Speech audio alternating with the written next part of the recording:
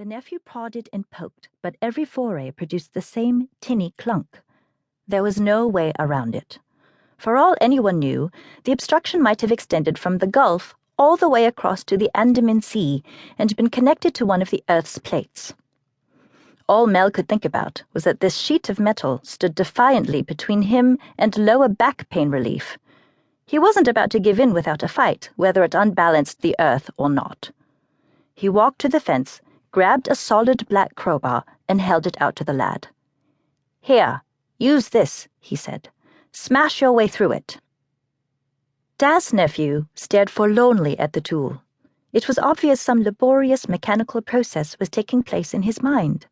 The crowbar was getting heavy in Mel's hand. "I'm just paid for digging," said the nephew at last. "Nobody said nothing about smashing. That's a job for specialists, smashing is. I'm just a digger." "Go on, boy. Look at it. It's rusted to hell. You could sneeze a hole in it." "I don't know, old Mel. Wear and tear on the tools. All that added time." This was a lesson learned for Mel. A brain dent did not necessarily affect a young man's ability to extort. "All right, look. I'm not going to pay you to start a new well somewhere else. So why don't we just say, 50 baht extra? How's that?" There was no further discussion. The nephew began jabbing the crowbar into the metal plate with renewed enthusiasm. With the 50 baht incentive, the young man performed like a large, enthusiastic can opener. He stood at the center of the hole and gouged through the metal around him.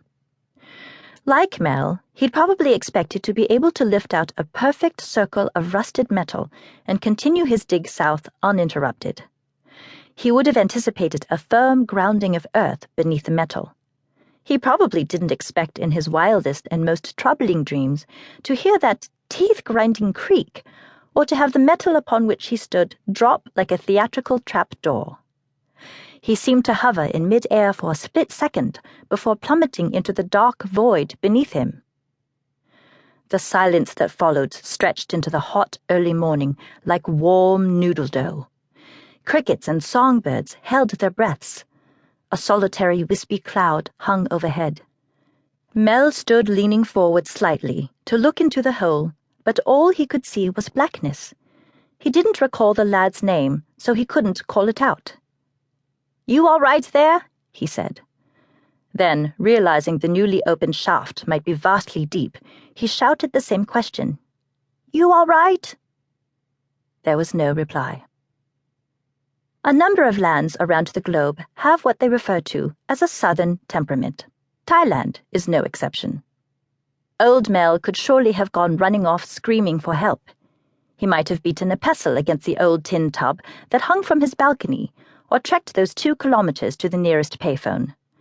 But he was a southerner. He broke off a stem of sweet grass to chew while he sat on the concrete segment and gazed into the abyss. There was a good deal to consider. Perhaps this had been a blessing in disguise. He wondered whether they chanced on an old well shaft, saved themselves time. But there'd been no splash. It was probably dry. Bad luck, that. "Young fellow," he called again, half-heartedly. There was still no response. Mel wondered just how long was a suitable period of time before he should get anxious. He was in the middle of a plan.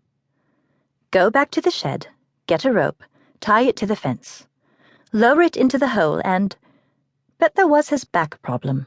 That wouldn't work. He'd have to call his neighbor Guy to... "Old Mel!" The voice was odd, echoey, like that of a lone sardine in a tin can. "Old Mel, you there?" "What are you playing at down there?" Mel asked. "You stuck?" No, I had the wind knocked out of me, that's all, but I chanced lucky. I'm on a bed." "That's what they call concussion, boy. You need a..." "No, I'm on a bed. Really I am." "What makes you think so?"